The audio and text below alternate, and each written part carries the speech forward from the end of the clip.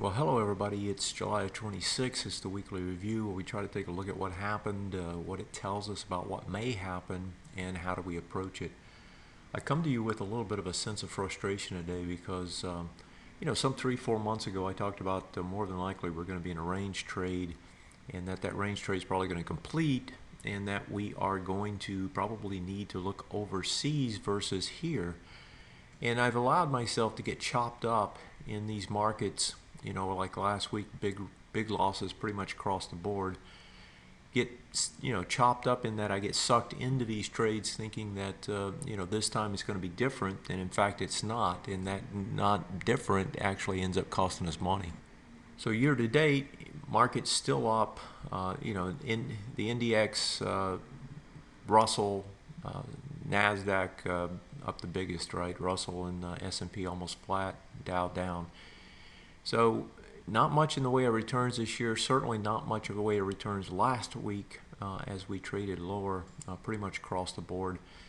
If I look at the technicals and the fundamentals and just do kind of a quick review, we had 2 weeks into earnings now, and that first week was a very positive one. Everything was to the upside. The second one is pretty much a negative one, everything to the downside, with the exception of 1 or 2 names.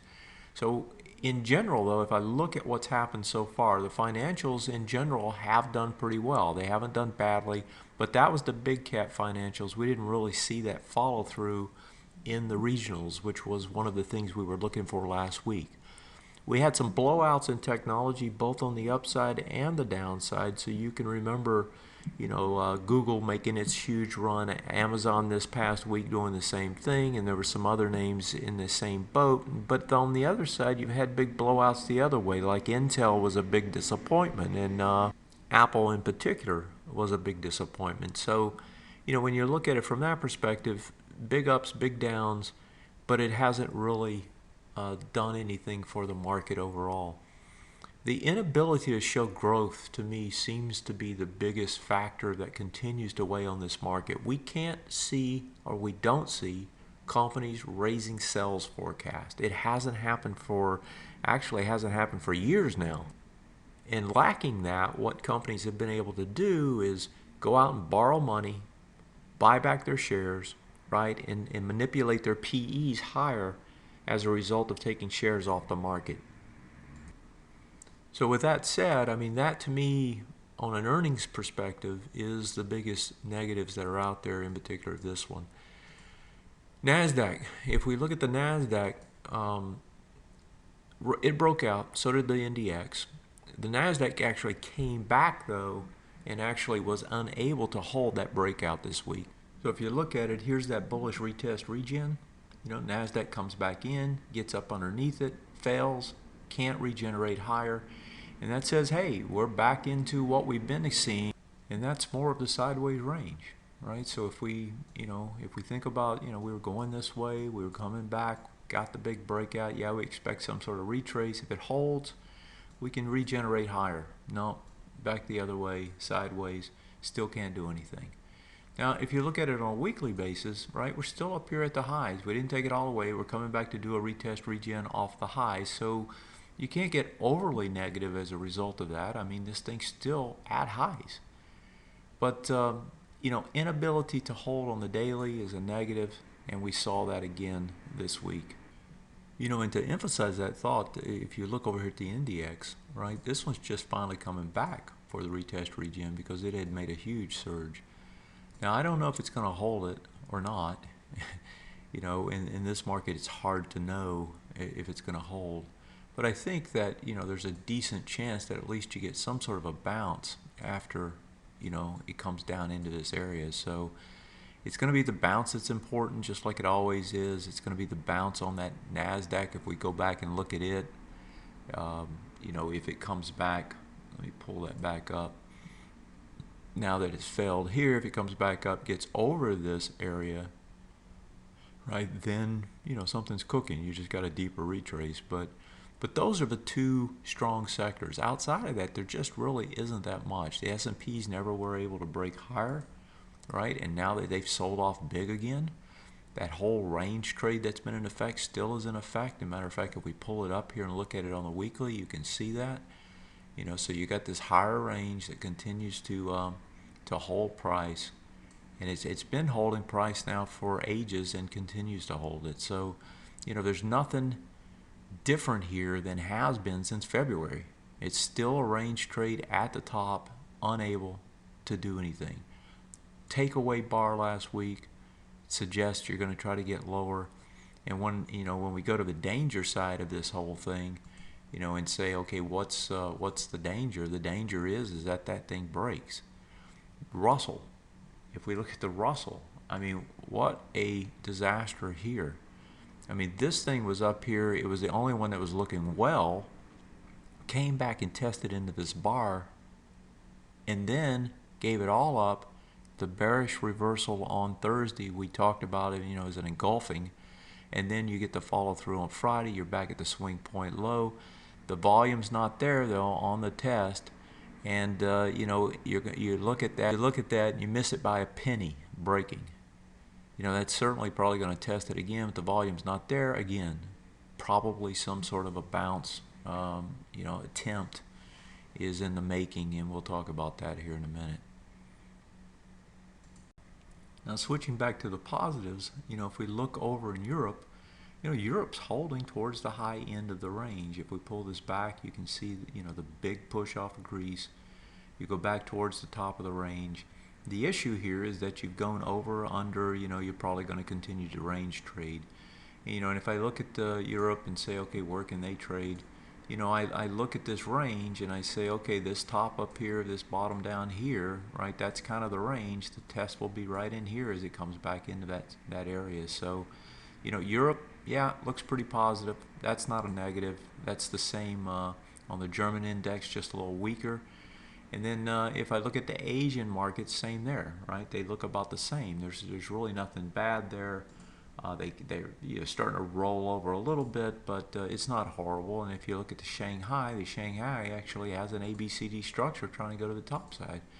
So it's just hard to get extremely negative. At the same time, it's frustrating, right? Because range trades tend to cause a lot of chop. They make it difficult to make money, and they make it hard for you to know what to do because it's always hard to know where and when that range is going to break. And so that's really part of the frustration of what's going on. So, to emphasize that, I guess one more time, it's just when you thought it might be different, it ends up being the same again, and that has been the case. So if I look at it, just go over each of these. I kind of already talked about the NDX coming back. The medical devices, insurance, internets, they're making new highs, but that's about it. I mean, that's where the strength is. We've got the XLF now coming back to do a retest regen off this high, right? And it's into that bar. It's coming into it. What is it doing? About 262 versus the 5 or 450. Yeah, so volume's not there. Again, this is a positive, just like we saw on the NDX and on the NDX in particular, right? That pullback, you're coming into it. That's the support zone. This is where they ought to buy. So if you're looking at this saying, is this market going to hold? This is a big financial sector. Is a big part of the weighting in the S&P 500. This is one that clearly has to hold if it is. So that will be something to look at this week. XLP, same thing, not nearly as big in terms of the weighting structure, but it's coming back to do that retest regen as well, although it is coming back with more volume. That large range that we just talked about is still intact. Nothing's changed there. The European markets and Chinese markets we also talked about. There's a long list of negatives, though. If I look at the negatives, they're all over the place. The most glaring one being the IBB, BBH, all of the biotechs. Big volume, come back, they break their swing point high. These things have come back now and said, okay, that big surge that was going on, all that strength that was going on, well, it's a range trade now. You come back, you're coming into this bar, right? But you're coming into it with a lot more volume. So when you come back in with more volume, you can actually trade lower. This could trade back into this area still on this retrace. So biotechs definitely have to be looked at as a negative. The big pharma, it's just barely holding on to its swing point high. I mean, this looked like a really strong group. All of a sudden, it's back here doing the same sort of thing. Matter of fact, healthcare in general was hit pretty hard last week. If we look elsewhere, you know, you've got the XLV that's holding just barely, or actually, excuse me, failed to hold. That one actually broke down. So if I look at it right quick, again, breaks down underneath, volume expands. Healthcare, it's about third or fourth in terms of the weighting in the S&P. So, you know, these leading sectors taking a hit, coming back. On the weak sectors, they're just getting weaker. And this, you know, it's kind of alarming. And I'm going to actually pull up the weeklies on this. Here's the XLB. It's coming back for the October lows. If you look at the XLE, it's already broken the October lows. If you look at the IYT, right, that one's coming back for the October lows. And so you've got, and this is on weeklies now, these are coming back, doing a lot of damage. Now, they're not the heavily weighted sectors, and therefore they're not breaking, you know, the whole market down. You know, but they are a continued factor that we should consider, and that is that we're getting more and more damage in broader and broader amounts, or larger and larger amounts of these sectors, these stocks. In other words, the internals of this market really look like crap, to be quite frank about it. XLI is another example, right? You get the breakdown last week. Prior to that, you had a break, so now you're transition on a weekly to bearish, right? Coming back for the October highs of the lows. And to emphasize that a little bit more, let's look at the, you know, auxiliary markets. I mean, here's the agriculture index. This one's back to the lows, ready to break the lows. If I pull the daily over, you can see the kind of damage that was done the past 2 weeks as this thing just plummeted back towards the lows. If I look at the continuous commodity index itself, look at how this one has broken to new lows, right? This includes oil and so forth. So you're having huge damage in the commodity space, absolutely destruction, right, to say the least. And then if we look at things like, say, the emerging market shares, here you are here coming back to try to break a swing point low on the daily time frame, but look at it on the weekly. It's already broken the swing point low. It's suspect, but it's a break. If you go to like the frontier market, which is even a more narrow and much more speculative set of index, you know, here too on a daily time frame, you've broken on the daily. The weekly's coming after the lows, those lows from December when it made the big spike down. So, you know, it's hard to look internals domestically, and if you look internationally, you know, you've got a lot of damage in a lot of places, pretty much across the board. So it's very hard to be positive on what's happening out here. And I guess to emphasize it one more time, you know, just look at high yield bonds, right? This is where you're betting on the bonds of the corporate issues, and this is the high end space. Coming down, and it's coming back down towards the lows, and I'll pull the monthly over as well. You can see, you know, we haven't seen this kind of damage since the 2011 debacle, you know, when everything looked like it was going to go to hell in Europe. That sort of trade now seems to be in effect again, and it's not Europe. It's primarily the U.S. can't grow earnings, and you know, China is somewhat of a question mark in a lot of people's minds. And those are the two biggest economies in the world. And lastly, as part of this, what you're seeing is you're seeing money come back to, or rotate back to things like municipal bonds, rotating back to the treasuries, right? This is to some degree some sort of a fear trade because we already know that the Fed says they're going to raise their rates on us. So if we turn our attention to, you know, what to expect in the coming week, this was the notes from last week. Small caps, semiconductors, and regional banks. We were wondering if they were going to see rotation. Well, not only did they not see rotation, they were actually clobbered pretty much across the board. So everything that needed to happen last week did not happen. This week, you know, it's the opposite of what we were expecting there. Now we're looking to see is, can we get any strength? Are the small caps going to break down completely? We already looked at that Russell chart. It's right on the verge of breaking. And actually going back to that chart and putting it on a weekly basis, you can see just how important this is actually starting to become, because we've already tested in here a couple times. And this is the range. If that range starts to give, right, then you're going to have to start looking at the lower range, and you're going to have to start looking at this thing from the perspective of this is going to trade all the way down into the lower range. Is it going to break? That's a swing point low, right? You're not that far away from it. If that breaks, that's on the intermediate term time frame. That can give us some damage in this particular index. On a fundamental perspective, there's a question about what the Fed's going to do. We got the Fed, this week. They're not going to have a press conference. They're just going to have the announcement. But if they change their target, and the target right now is you're going to see rates rise either in September or December, but they're certainly going to rise this year. That's what's been telegraphed. If they change that, and either more strongly, which I can't believe they would do, or they say we're not going to, right, to where it looks like they're not going to, I think it's going to be negative if any change takes place in that outlook. Because if change takes place and says we're not going to do it, then the market's going to say, oh wait, this economy is a lot worse than we think.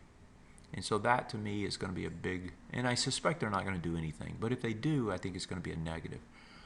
Europe and Asia, are they going to crumble and roll back over, or are they going to hold? In the financial sector, in the NDX, those are probably the two most important sectors right now, the index and the sector. If they do not hold, it's going to be a big problem, because that's the largest weighting in the S&P 500. And why am I harping on the S&P 500? Well, the reason for it really has to do with where it sits right now, and I'll get to that in just a second. In terms of the earnings, the economic earnings and highlights, this week it's mostly oil stocks are going to be the highlight. They've been sold off pretty badly, and so I think the oil stocks will be something to watch. How do they respond to their earnings, given that they've already had a huge sell-off into the earnings? Vis-a-vis whether you're looking at the XLE, you're looking at the OIH, wherever you're looking, it's all the same. They've been beaten down pretty bad. As far as the economics, it's really the Fed, and you get some GDP numbers, but not that much. Next week, big numbers again, beginning of the month, employment numbers. You're going to see all the PMI start coming out again and so forth. As far as the bottom line, months back I made the decision that I should work Europe, I should work Asia, look for range trades, make the trades over there versus here.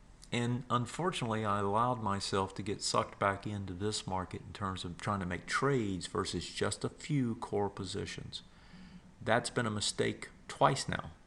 You can't make trades in this market unless you're actually buying the bottom of the range or you're selling the top of the range. The other trades are just simply not working. Any kind of a chase trade where you think it's actually going to break out has been a failure, because it hasn't, right? We looked at the S&P 500.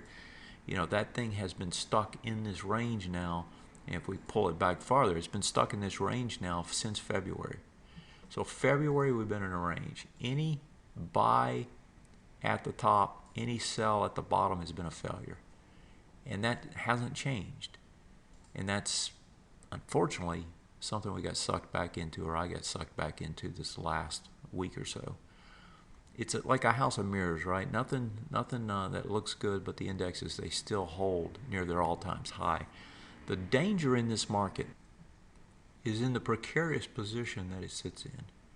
And what I'm talking about is the same thing I've talked about before, and that is you got swing point lows down here on the weekly time frame that if they start to break, right, they can easily and quickly lead us to the next set of swing point lows at lower levels. This would transition us to sideways. This would transition us to bearish. And what we've already seen in a number of the sectors is that they're moving down to the highs or the lows of last October. Now, if we were to see something like that, that's going to be a big transition, a big change.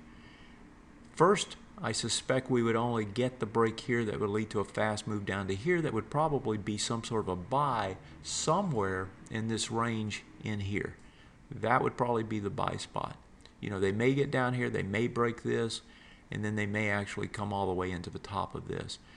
If it comes down straight away, right, if you just get a straight move down without any kind of a bounce, right, then more than likely you're going to get the bounce at these levels.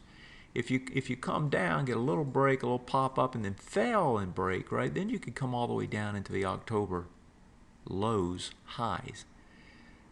That, either way, is probably going to be a buy the first time around, no matter how it sets up. I keep talking about this because every time we start back down, we're not that far away. I mean, right now we're about less than 2%, about 1.75% from a break of this area.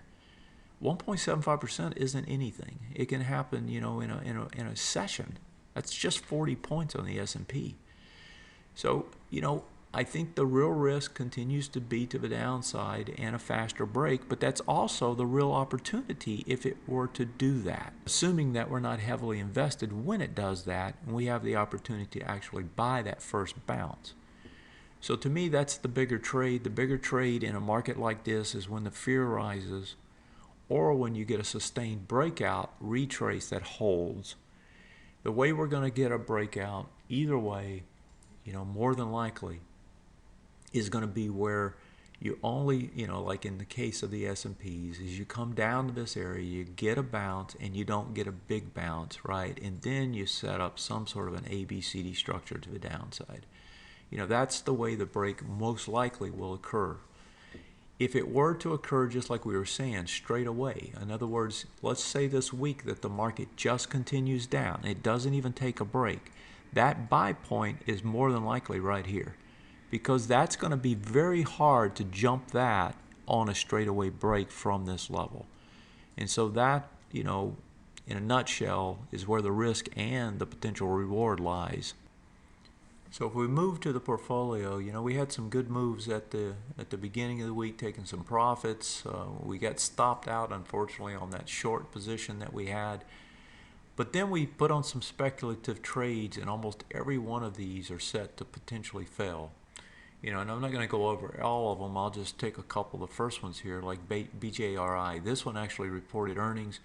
Big spike down in terms of the volume. Recovers. You have a high volume high. This one's set up pretty well to try to make the run. This one doesn't look too bad. But if I go to any of the others, let's just take Denny's, for example. Denny's is just sold off, and it's come back. I thought that I would buy here, but with the market weak, I don't really want to buy. I mean, and the market's not supporting, moves higher. You don't want to buy into a weak market in general. You want to buy when the market is supporting you on the backside, and right now it's not. So, Denny's, I just pull the stop up and say, hey, if it stops out, it stops out. There's nothing I can do about it. I'm not going to sit here and ride these things down. And even though all of these are strong stocks, right, if you look at any of them on the weekly basis, and I'll pull up another one, I'll pull up DRI, which is Darden's Restaurants. If you look at them on a weekly basis, here on the daily, you can see it looks pretty strong. You put it on the weekly, it looks very strong. But the issue is that, hey, if you come back in, right, do you really want to stay in a stock, maybe suffer 3-4% drawdowns when the general market isn't supporting it, and there's the potential that the general market itself could break down? And just like what we've seen in the commodities, you just could get a quick wipeout move in the stocks. I mean, that's very possible. The only real success in this market has been the core positions, where you hold into core positions and you just hang on to them. And we've had good success in Europe with the HEDG, the HEDJ, the HEWG. If you look back at the trades there, we've made money on them. Same thing on Starbucks, same thing on PANW. The euro is actually, I'm pretty sure that will make money.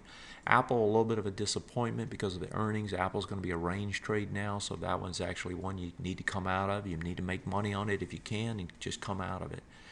But overall, just not there. Domestic stocks, just not there. Have to focus on the overseas stocks, in my opinion. In Europe in particular, play in that range. Just play that range, keep accumulating, and when it finally does break to the upside, wherever that comes from, in terms of time, in terms of price points, hopefully you've got a decent position size to do something with it. Finally, as I promised, I've got the weak and strong sectors down here. Those would be the ones, I avoid, and those that I would be looking at if I'm trying to buy something. So overall, frustrating market. It's been frustrating. Range trades are frustrating trades. They're hard to trade. They're hard to make money at. Overall, market still positive on the year. If those breaks do occur, you're going to see, just like you saw, like in biotech or something, you're going to see people dumping stocks, right? They've been holding them all this time because a range that's gone this long and this wide, when it breaks, it's almost certainly going to extend to the downside. And if we look at that extension just in terms of a range break itself, you can see that broad range that's there, which is, it's roughly 90 points or so from here to here. If it breaks, you can expect another 90 points, which is going to put it under these swing point lows, almost to the October highs, right, the highs of the lows. And that probably in this area, somewhere in here, right, is probably going to be the place to make the buy, assuming this thing gets, especially assuming it gets some sort of a little bounce and then breaks. So let's see how it plays out. Keep that on our radar. And, until next time, that's where we're at. If there's anything I can do to help you, give me a holler. I'll do my best. And until then, have a great one. I'll see you next time.